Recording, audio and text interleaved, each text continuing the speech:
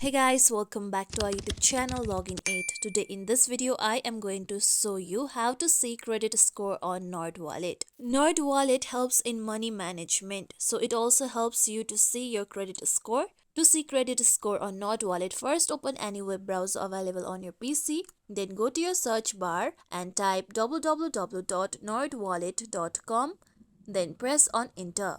With that, you will be taken to NerdWallet's website.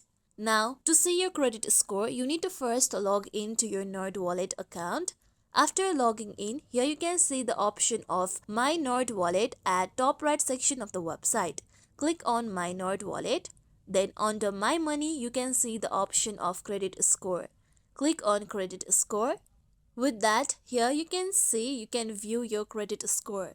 Scroll down, then here you can see more information regarding your score, like your score over time, your plan for building credit, and your information regarding your credit. To view your credit score, you must have linked your credit with your NerdWallet account. If you want free and unlimited access to your credit score and report, you can click on Get Your Free Score.